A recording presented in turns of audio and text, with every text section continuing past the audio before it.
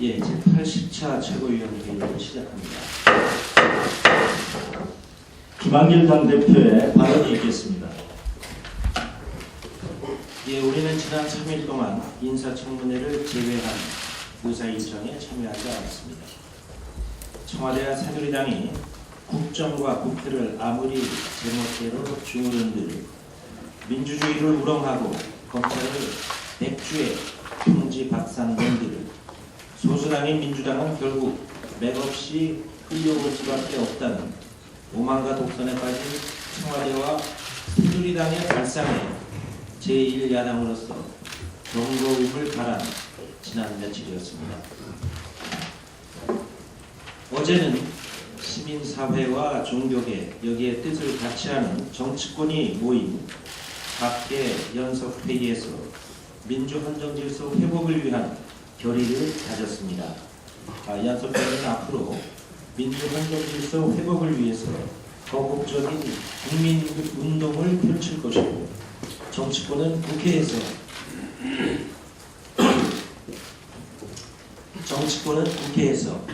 진상규명과 재발방지 대책을 제도적으로 적극적으로 강구할 것입니다. 이상입니다.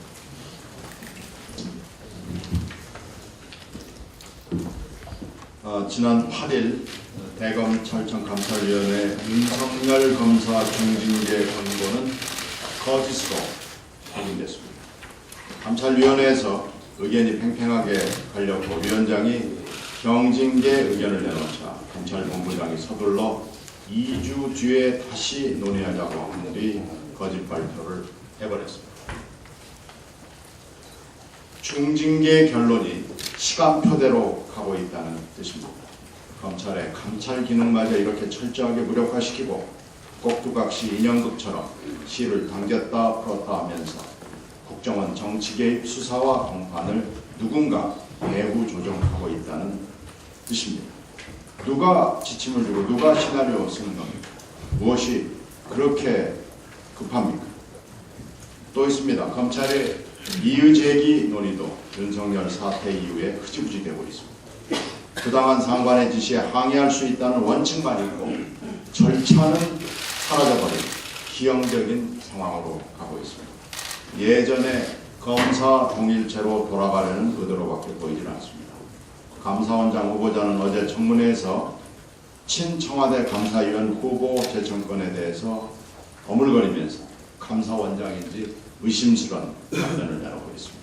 도대체 검찰과 감사원은 어디로 가려고 하는지 모르겠습니다. 거기다가 이들은 꼭두각시임을 부끄러워하지는 않습니다. 진짜 시나리오 작가가 커밍 아웃하기를 고대하겠습니다. 이상입니다. 예, 다음은 양승조 최고위원 발언이 있겠습니다.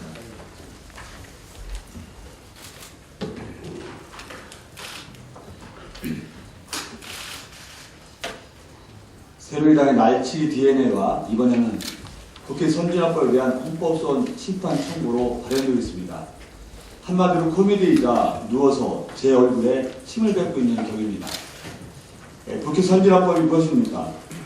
여야 간의 극한 투쟁과 몸싸움을 방지하고자 여야가 고심 끝에 합의해서 만든 법입니다. 또한 전까지 보도처럼 이용되어 집권 여당의 날치기를 원천적으로 공시한 법이기도 합니다. 더구나 18대 국회에서 꼭 처리됐으면 한다고 밝힌 박근혜 당시 새누리당 비상대책위원장이 총선 공약으로 내세우며 앞장서서 도입한 법입니다. 지금의 황우여 대표도 선진국회 꿈과 원숙한 의민주의 성취를 위해 어렵사리 탄생한 법이라고 칭송한 법입니다. 이러한 선진화법 때문에 지금까지 법안 처리가 지연된 사례도 없는데 의원소선에서 법을 바꿔보겠다고 하는 새누리당의 저희는 이제 다시 본격적으로 날치기를 해보겠다는 선언의 다름 아닙니다. 선진화법의 예의조항에 야당의 반대를 천재지변과 같은 비상사태로 해석하여 포함시키겠다는 반민주주의 쿠데타적 발상 그 자체입니다. 높은 지지율에 취한 오만과 독선의 발현입니다. 새누리당의 충고드립니다. 가만히 있으면 중간이라도 간다고 하였습니다.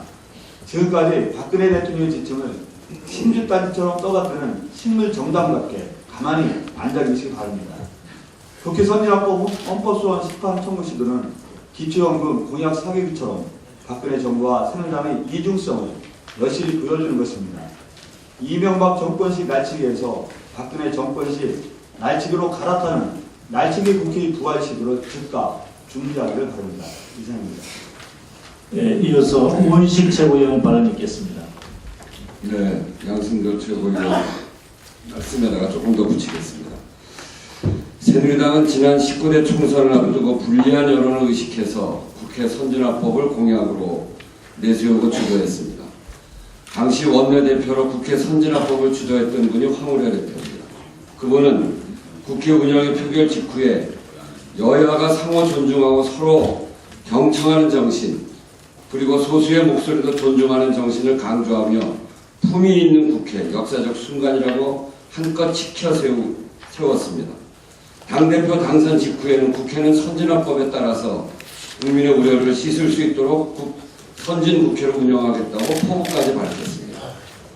이런 국회 선진화법을 이제 와서 위헌이라니 헌법 위에 군림하는 새누리당의 모습을 적나라하게 보여주는 단편적 모습입니다.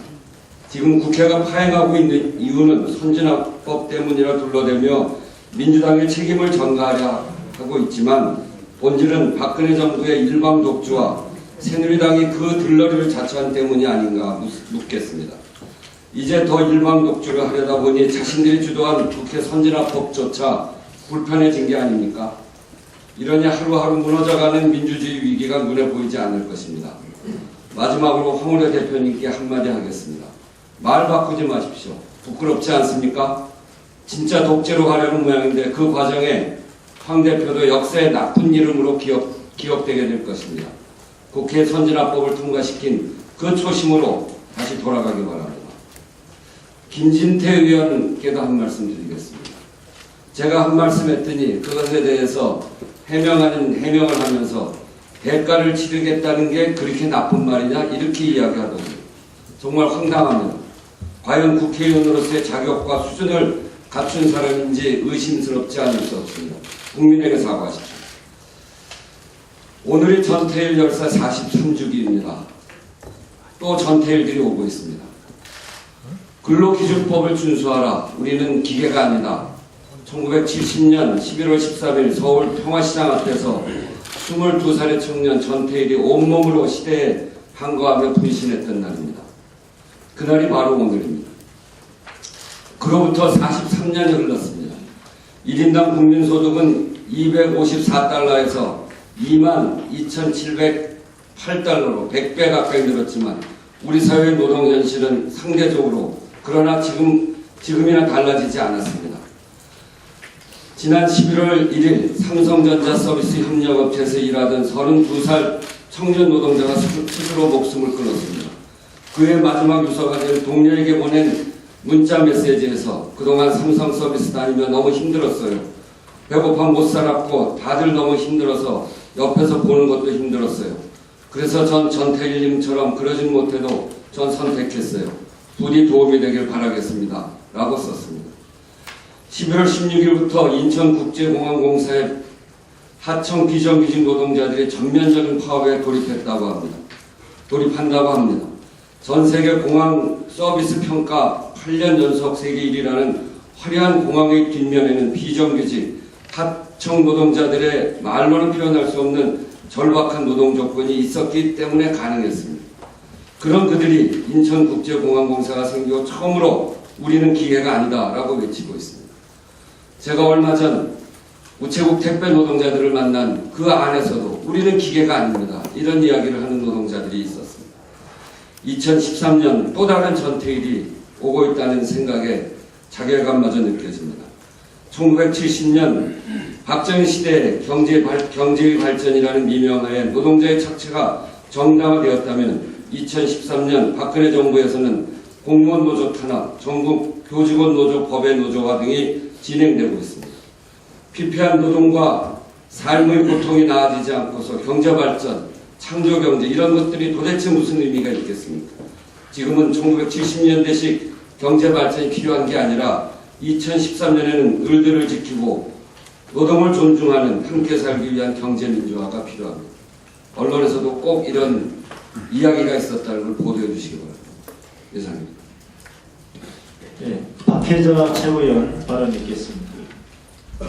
원전 비리, 그리고 KTX 부품의 납품 비리, 이제 군수품의 납품 비리까지, 이런 세 가지 비리의 공통점이 무엇입니까?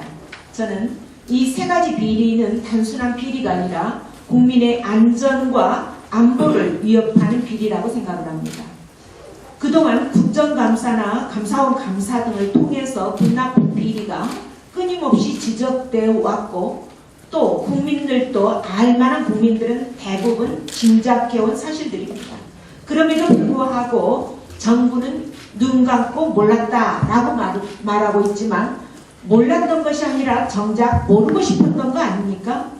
그런데 시험 성적서가 조작된 품목은 위험도가 낮은 비핵심 품목이기 때문에 군용품의 품질에 미치는 영향은 크지 않다라고 말하는 국방기술 품질원의 안이한 인식 어떻게 생각하십니까? 왜 지금까지 군수품 비리를 몰랐는지 이해가 갈 수 있는 대목입니다. 그만큼 안이했던 것이죠. 안보를 무기로 해서 끊임없이 자신과 생각이 다른 국민은 종북으로 몰아붙이면서 정작 적과 싸워야 될 무기는 짝퉁으로 방치해 왔습니다.